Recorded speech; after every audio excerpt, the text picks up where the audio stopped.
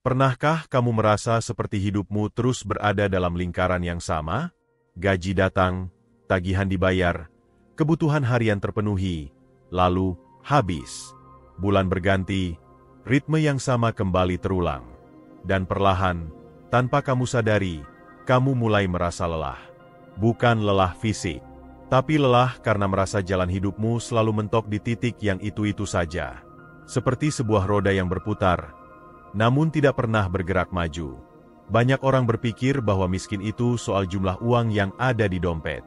Padahal, kemiskinan yang sesungguhnya jauh lebih dalam. Ia adalah pola. Ia adalah cara berpikir. Ia adalah sistem kebiasaan yang tak terlihat, namun terus berakar dalam kehidupan sehari-hari. Bahkan, dalam diam, pola ini menuntun banyak orang untuk tetap berada di tempat yang sama, meskipun mereka bekerja keras seumur hidup. Di luar sana, ada banyak orang pintar, banyak yang rajin, banyak yang bahkan bekerja lebih dari 8 jam sehari. Tapi tetap saja mereka kesulitan secara finansial. Lalu, mengapa masih banyak yang miskin? Apakah dunia tidak adil? Atau, mungkinkah mereka belum memahami pola-pola tertentu yang selama ini membuat mereka terjebak? Inilah inti pembahasan kita kali ini. Bukan tentang tips menabung. Bukan pula tentang cara cepat kaya, tapi tentang membongkar 10 pola mendasar yang harus kamu pahami agar tidak miskin lagi. Pola-pola ini bukan cuma tentang uang, tapi tentang cara berpikir, bersikap, dan membentuk kehidupan yang kokoh dari dalam. Dan jika kamu benar-benar memahami setiap pola ini, perlahan tapi pasti, kamu akan keluar dari lingkaran kemiskinan bukan hanya secara materi, tapi juga secara mental. Pola 1. Menganggap uang itu jahat atau kotor. Salah satu pola paling merusak yang diam-diam tertanam di kepala banyak orang adalah keyakinan bahwa uang itu kotor, uang itu membuat orang jahat, atau bahwa orang kaya pasti serakah. Keyakinan ini terlihat kecil, bahkan seolah tidak berpengaruh. Tapi kenyataannya, pola pikir seperti ini bisa menjadi penghambat terbesar dalam hidup finansial seseorang. Bayangkan seseorang yang ingin hidup sehat, tapi dalam hatinya dia percaya bahwa makanan sehat itu membosankan dan tidak enak. Setiap kali dia mencoba makan sehat, otaknya akan memberontak. Hasilnya, dia terus kembali ke pola lama yang tidak sehat. Hal yang sama terjadi pada uang. Kalau dalam batin kamu percaya bahwa uang itu buruk, maka tanpa sadar, kamu akan menjauhinya. Banyak orang yang tumbuh dalam lingkungan yang penuh dengan narasi negatif tentang kekayaan. Lihat tuh si A, setelah kaya jadi sombong. Si B itu pasti korupsi. Mana mungkin kaya segitu? Lebih baik miskin tapi bahagia daripada kaya tapi penuh masalah. Kalimat-kalimat seperti ini sering terdengar sepele, bahkan terasa seperti nasihat bijak. Tapi sesungguhnya, itu adalah benih dari sabotase diri. Orang yang menanamkan dalam dirinya bahwa uang itu buruk, akan selalu merasa tidak nyaman ketika mulai menghasilkan uang lebih. Ia akan merasa bersalah. Ia akan merasa tidak layak. Dan akhirnya, uang itu akan menjauh darinya dengan sendirinya. Sebab pikiran bawah sadarnya tidak mengizinkan ia untuk memilikinya lebih lama. Padahal kenyataannya, uang adalah alat. Sama seperti pisau. Di tangan seorang kriminal, pisau bisa menjadi senjata. Tapi di tangan seorang dokter bedah, pisau justru menyelamatkan nyawa. Uang pun demikian.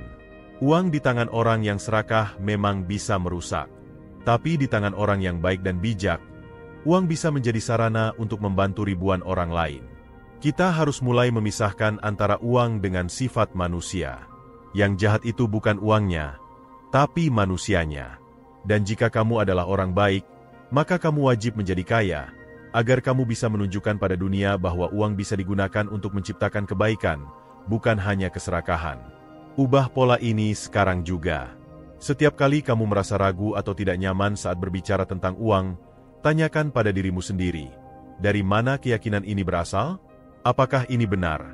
Atau hanya warisan pola pikir dari lingkungan masa kecilku? Dengan mengajukan pertanyaan seperti ini, kamu sedang melatih otakmu untuk berpikir lebih rasional, lebih jernih, dan lebih siap menerima keberlimpahan. Dan yang paling penting, kamu sedang mencabut akar kemiskinan dari tempat paling dalam, pikiranmu sendiri. Pola 2, tidak pernah mencatat keuangan pribadi. Coba tanyakan pada dirimu sendiri dengan jujur. Kapan terakhir kali kamu benar-benar tahu kemana saja perginya uangmu dalam sebulan terakhir? Bukan hanya tebakan, tapi benar-benar tahu dengan catatan. Banyak orang yang berpikir mereka tidak boros. Tapi ketika diminta menunjukkan catatan pengeluaran, mereka tidak punya. Mereka hanya mengandalkan ingatan, dan merasa yakin bahwa semuanya terkendali. Padahal kenyataannya, kebocoran keuangan sering terjadi bukan karena hal besar, tapi karena kebiasaan kecil yang tidak disadari. Misalnya, seseorang yang setiap hari membeli kopi seharga Rp20.000. Dalam seminggu, itu sudah Rp140.000. Dalam sebulan, Rp560.000. Dan dalam setahun, lebih dari 6 juta. Padahal, jika uang itu dicatat, dia mungkin akan mulai bertanya, apakah ada cara lain untuk menikmati kopi tanpa harus kehilangan 6 juta setahun? Catatan keuangan adalah cermin. Ia tidak berbohong. Ia tidak menghakimi. Tapi ia memperlihatkan kebiasaan kita dengan jujur. Dan dari situlah kesadaran akan muncul. Tanpa mencatat, kamu seperti seorang nahoda kapal yang berlayar tanpa peta. Kamu hanya berharap bisa sampai tujuan. Tapi kamu tidak tahu kemana arah angin, seberapa kuat arus, dan berapa bahan bakar yang tersisa. Bisa jadi, kamu berlayar terus, tapi sesungguhnya sedang menjauh dari tujuan. Mencatat keuangan juga mengajarkan disiplin. Kamu akan mulai menyadari pola konsumsi yang berlebihan. Kamu akan tahu mana kebutuhan, mana keinginan. Kamu akan bisa mengambil keputusan dengan lebih sadar, bukan sekadar berdasarkan impuls sesaat. Dan yang paling penting, mencatat keuangan memberimu kendali. Karena pada akhirnya, kemiskinan bukan hanya soal tidak punya uang, tapi soal tidak punya kendali atas uang yang kamu miliki. Mulailah dari yang sederhana. Ambil buku catatan. Tulis setiap pemasukan dan pengeluaran, sekecil apapun itu. Jika kamu konsisten melakukan ini selama 3 bulan, kamu akan terkejut dengan hasilnya. Bukan hanya karena kamu jadi lebih hemat, tapi karena kamu mulai benar-benar mengerti dirimu sendiri dari cara kamu menggunakan uangmu. Pola 3. Terjebak dalam gaya hidup yang tidak seimbang. Ada sebuah jebakan yang sangat halus, tapi amat berbahaya. Ia datang ketika penghasilan mulai meningkat. Saat gaji naik, bonus diterima, atau ada penghasilan tambahan, tiba-tiba muncul dorongan untuk menaikkan standar hidup. Beli motor baru, ganti gawai, sewa apartemen yang lebih mewah, makan di restoran mahal. Semua terasa wajar, karena toh uangnya ada. Tapi disinilah bahaya mengintai. Karena tanpa sadar, kamu sedang membangun gaya hidup baru yang lebih tinggi dari yang seharusnya. Dan gaya hidup ini tidak pernah berhenti menuntut. Ia seperti monster lapar yang akan selalu minta lebih. Begitu kamu menurutinya, kamu akan terus berada dalam siklus penghasilan habis hanya untuk mempertahankan gaya hidup, bukan membangun masa depan. Gaya hidup yang tidak seimbang adalah alasan mengapa banyak orang yang tetap miskin meskipun penghasilannya tinggi. Mereka tidak hidup berdasarkan kebutuhan, melainkan keinginan. Mereka membeli barang bukan karena diperlukan, tapi karena ingin terlihat sukses di mata orang lain. Pernah dengar istilah kelas menengah kejebak? Istilah ini menggambarkan orang-orang yang pendapatannya sudah tidak kecil, tapi juga tidak pernah bisa menabung, apalagi berinvestasi. Semua uang habis untuk memenuhi gaya hidup yang terus naik level. Mereka terlihat mapan dari luar, tapi di dalamnya rapuh. Tidak punya dana darurat, tidak punya aset, tidak punya arah keuangan. Yang lebih mengkhawatirkan, gaya hidup yang terlalu tinggi bisa menciptakan kecemasan. Karena semakin tinggi gaya hidup, semakin besar tekanan untuk mempertahankannya. Kamu tidak lagi bekerja untuk tumbuh, tapi untuk mengejar tagihan. Dan begitu penghasilan terganggu sedikit saja, gaya hidup itu akan runtuh seperti bangunan yang tidak punya fondasi. Lalu bagaimana caranya agar tidak terjebak dalam pola ini? Satu kata, kesadaran. Kesadaran bahwa kebahagiaan sejati tidak datang dari hal-hal mewah. Bahwa kamu tidak perlu membuktikan apa-apa pada siapapun. Bahwa hidup sederhana bukan berarti kamu gagal, tapi justru itu tanda kamu sedang membangun kekayaan dengan cara yang sehat. Tentukan batas gaya hidupmu, bukan berdasarkan seberapa banyak uang yang kamu punya, tapi berdasarkan seberapa besar tujuan finansial yang ingin kamu capai. Kalau kamu ingin bebas secara keuangan di usia 40, maka gaya hidupmu di usia 30 harus cukup hemat agar kamu bisa menabung dan berinvestasi maksimal. Kalau kamu ingin punya rumah tanpa utang dalam 10 tahun, maka kamu harus rela menahan diri dari membeli mobil mahal yang hanya akan menyedot biaya rutin. Jangan biarkan gengsi mengambil alih kendali atas keuanganmu. Gengsi tidak akan pernah bisa mengisi tabunganmu. Ia hanya akan membuat kamu sibuk mengejar pengakuan, bukan kestabilan. Dan ingat, kekayaan sejati tidak terlihat dari apa yang kamu pakai, tapi dari seberapa tenang kamu tidur karena tahu bahwa hidupmu terkendali. Pola 4. Tidak mau belajar tentang keuangan. Pola keempat ini sering dianggap remeh, tapi dampaknya luar biasa besar. Banyak orang merasa bahwa belajar tentang uang itu membosankan, terlalu rumit, terlalu teknis. Akhirnya, mereka memilih untuk tidak peduli. Mereka pikir, selama bisa menghasilkan uang, maka semuanya akan baik-baik saja. Padahal, menghasilkan uang dan mengelola uang adalah dua keterampilan yang sangat berbeda. Bayangkan kamu adalah seorang petani yang berhasil memanen banyak sekali hasil. Tapi karena kamu tidak tahu cara menyimpannya, semua hasil panen itu busuk sebelum sempat dikonsumsi. Inilah yang terjadi pada banyak orang. Mereka pandai bekerja, tapi tidak paham cara mengelola hasil kerja mereka. Belajar tentang keuangan bukan berarti kamu harus menjadi ahli investasi atau akuntan. Tapi kamu wajib tahu dasar-dasar yang akan menentukan masa depanmu. Apa itu dana darurat? Bagaimana cara membuat anggaran bulanan?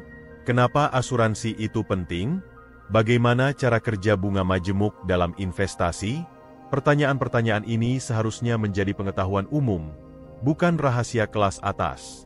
Ironisnya, banyak orang rela menghabiskan waktu berjam-jam untuk menonton drama, bermain game, atau scroll media sosial, tapi merasa malas meluangkan waktu 30 menit saja untuk membaca buku keuangan. Mereka merasa tidak butuh. Tapi ketika krisis datang, barulah mereka panik dan menyadari bahwa mereka tidak punya persiapan apa-apa. Yang lebih menyedihkan, orang-orang yang tidak mau belajar tentang keuangan sering menjadi korban. Mereka tertipu investasi bodong. Mereka terjebak utang berbunga tinggi. Mereka salah ambil keputusan dan menyesal ketika sudah terlambat. Semua itu bisa dihindari kalau saja mereka mau belajar lebih awal. Lalu harus mulai dari mana? Mulailah dari buku-buku sederhana. Ikuti kanal edukatif di media sosial. Dengarkan podcast keuangan saat dalam perjalanan. Sedikit demi sedikit, kamu akan terbiasa. Dan semakin kamu mengerti, semakin kamu sadar bahwa dunia keuangan itu bukan sesuatu yang harus ditakuti, tapi dikuasai. Karena pada akhirnya, tidak ada orang yang benar-benar miskin karena kurang uang. Tapi banyak yang miskin karena kurang ilmu tentang uang. Pola 5. Mengandalkan satu sumber penghasilan. Banyak orang merasa aman saat mereka punya pekerjaan tetap. Gaji masuk setiap bulan, bonus tahunan, tunjangan, dan berbagai fasilitas lainnya. Tapi sesungguhnya, bergantung pada satu sumber penghasilan adalah seperti bertaruh pada satu kaki meja. Jika kaki itu patah, seluruh meja akan roboh. Hidup yang hanya bergantung pada satu penghasilan adalah hidup yang rapuh. Dunia terus berubah. Teknologi terus berkembang. Perusahaan bisa bangkrut. Jabatan bisa hilang. Dan ketika itu terjadi, jika kamu tidak punya sumber penghasilan lain, kamu akan langsung jatuh ke dalam jurang kesulitan.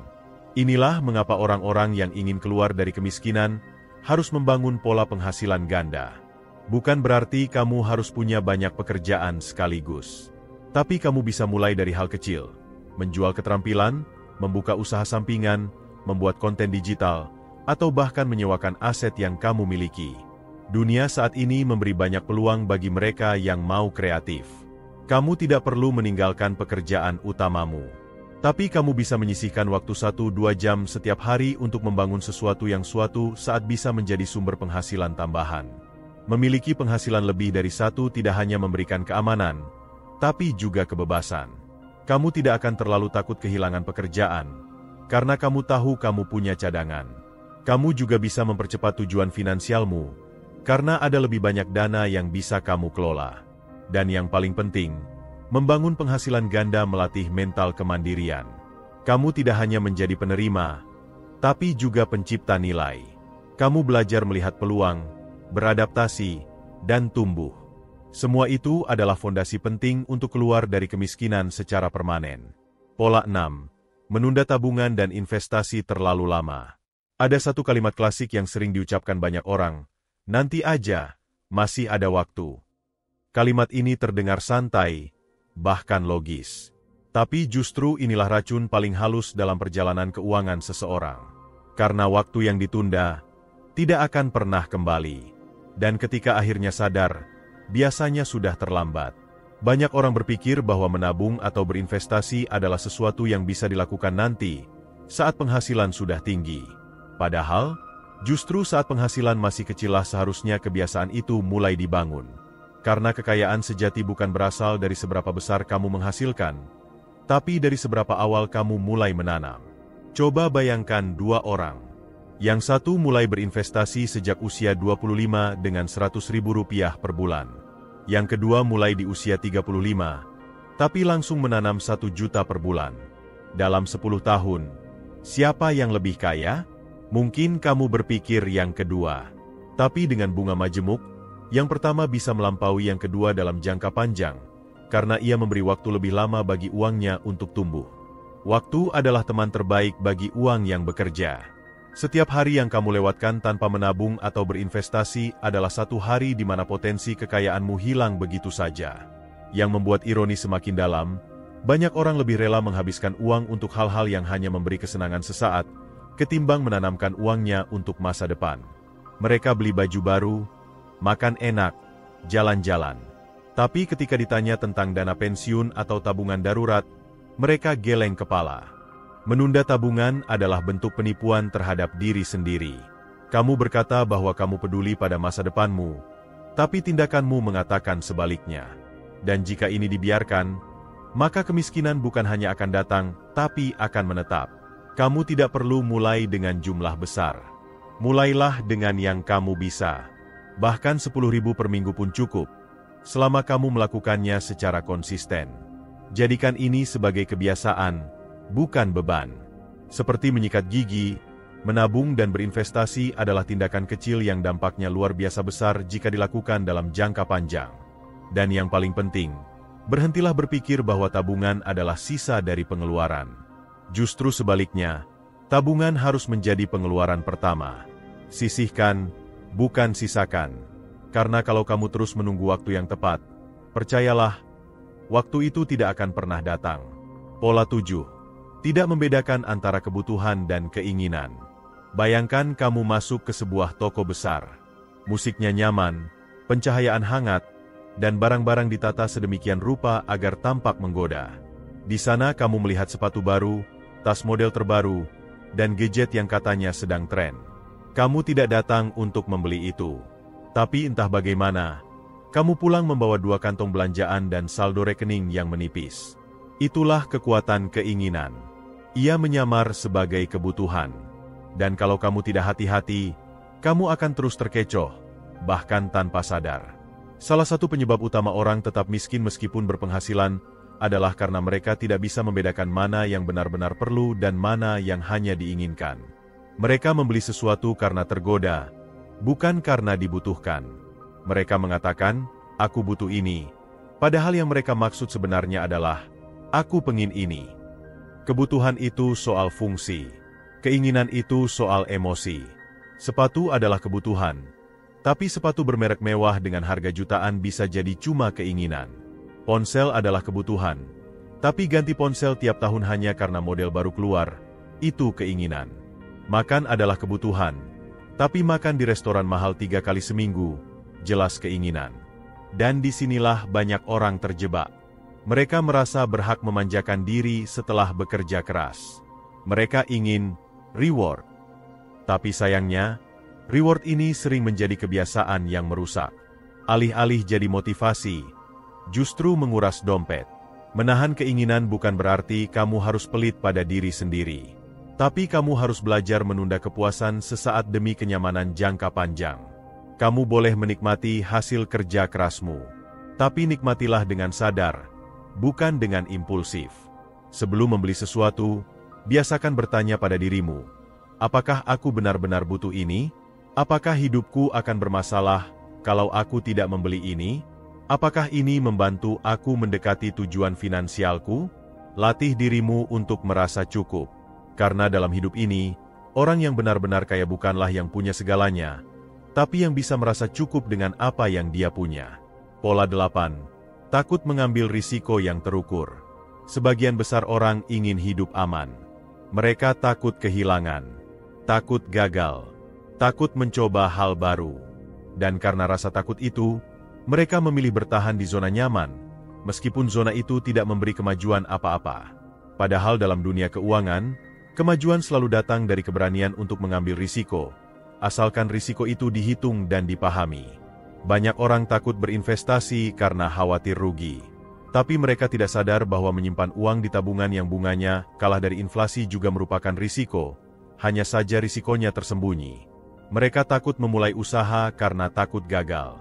Tapi lupa bahwa bekerja puluhan tahun tanpa membangun aset sendiri juga punya risiko, yaitu risiko tidak punya apa-apa saat pensiun. Menghindari risiko bukanlah jalan aman. Justru itu jalan yang paling berisiko dalam jangka panjang. Kuncinya bukan pada menghindari risiko, tapi memahami dan mengelolanya.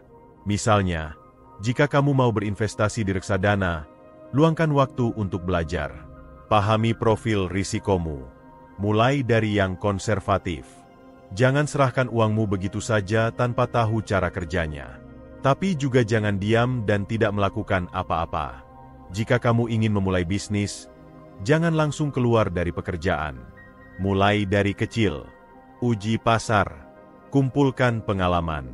Itulah yang disebut mengambil risiko terukur. Orang kaya tidak selalu lebih berani, tapi mereka tahu cara mengukur risiko dan membuat keputusan berdasarkan data, bukan rasa takut. Jangan biarkan rasa takut membunuh peluang. Karena peluang besar hampir selalu datang bersama risiko. Dan jika kamu terus bersembunyi dari risiko, maka kamu juga akan terus bersembunyi dari potensi kekayaanmu sendiri. Pola 9. Lingkungan yang salah. Coba lihat sekelilingmu. Dengan siapa kamu paling sering bergaul, berdiskusi, atau berbagi cerita? Karena tanpa kamu sadari, orang-orang di sekelilingmu sangat memengaruhi pola pikirmu, termasuk tentang uang. Jika kamu berada di lingkungan yang senang mengeluh, menyalahkan keadaan, dan sinis terhadap orang yang sukses, maka lama-kelamaan kamu pun akan ikut menyerap energi negatif itu. Kamu akan merasa bahwa menjadi kaya itu susah, penuh tipu daya, dan tidak mungkin terjadi padamu. Sebaliknya, jika kamu berada di lingkungan yang positif, yang terbiasa bicara tentang peluang, strategi, dan pertumbuhan, maka pola pikirmu pun akan ikut terangkat. Kamu akan terdorong untuk berpikir lebih besar, bertindak lebih aktif, dan membuka diri pada kemungkinan baru. Lingkungan bukan hanya soal teman nongkrong, tapi juga konten yang kamu konsumsi. Apa yang kamu tonton, baca, dan dengarkan setiap hari, itulah lingkungan pikiranmu. Kalau kamu terus-terusan menyerap drama, gosip, dan berita negatif, maka jangan heran jika pikiranmu jadi sempit dan gelisah. Tapi kalau kamu mengisi waktumu dengan bacaan inspiratif, podcast edukatif, dan obrolan bermakna, maka pikiranmu akan berkembang secara alami. Lingkungan yang salah bisa membuat kamu merasa nyaman dalam kemiskinan. Tapi lingkungan yang tepat bisa membuat kamu gelisah dalam stagnasi, dan akhirnya bergerak menuju perubahan. Mulailah seleksi lingkunganmu. Jaga siapa yang kamu dengarkan. Dekatkan diri pada orang-orang yang membuatmu ingin menjadi lebih baik, bukan yang membuatmu ragu pada impianmu. Karena sesungguhnya, kamu adalah rata-rata dari 5 orang yang paling sering berinteraksi denganmu. Pola 10. Tidak punya tujuan finansial yang jelas. Bayangkan kamu naik mobil, tapi tidak tahu tujuanmu kemana. Kamu menyetir tanpa arah, hanya mengikuti jalan, berharap akan sampai di tempat yang baik. Kemungkinan besar kamu akan kehabisan bensin sebelum menemukan tempat itu. Begitulah hidup tanpa tujuan finansial. Banyak orang bekerja setiap hari, tapi tidak tahu untuk apa. Mereka tahu mereka harus menabung, tapi tidak tahu berapa jumlah yang dibutuhkan. Mereka ingin hidup nyaman di masa depan, tapi tidak punya gambaran seperti apa nyaman itu sebenarnya. Hidup tanpa tujuan adalah hidup yang mudah terombang-ambing. Kamu akan mudah tergoda oleh diskon, tawaran cicilan, dan gaya hidup impulsif. Karena kamu tidak punya arah yang lebih besar. Tujuan keuangan bukan hanya tentang angka, tapi tentang rasa. Rasa aman, rasa bebas, rasa bangga karena bisa membiayai pendidikan anak tanpa utang, rasa tenang karena punya rumah sendiri, rasa lega karena bisa pensiun dengan damai. Tujuan memberikan arah. Ia menjadi kompas dalam setiap keputusan finansial. Kamu akan tahu kapan harus menahan diri, kapan harus mengambil risiko, dan kapan harus berkata tidak pada godaan sesaat. Tentukan tujuanmu dengan spesifik. Jangan hanya bilang, ingin kaya. Katakan, saya ingin punya tabungan 100 juta dalam 3 tahun untuk modal usaha. Atau, saya ingin bebas utang dalam 2 tahun. Tujuan yang jelas memberi semangat, bukan beban.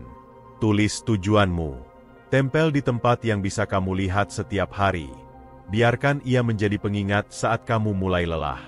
Dan percayalah, tidak ada yang mustahil jika kamu punya tujuan yang kuat dan mau bergerak setiap hari meskipun perlahan. Kemiskinan bukan hanya tentang kondisi keuangan, tapi tentang pola.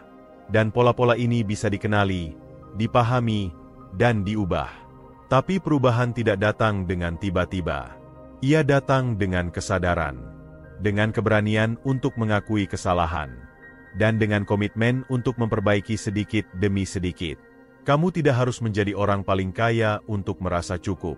Tapi kamu harus menjadi pribadi yang sadar, yang belajar, dan yang bertanggung jawab atas masa depanmu sendiri. Dan 10 pola yang telah kamu dengar hari ini, bisa menjadi titik balikmu. Jika kamu mau, kamu bisa mulai hari ini juga. Tidak besok, tidak minggu depan, tapi hari ini. Karena masa depanmu layak diperjuangkan, bukan ditunda.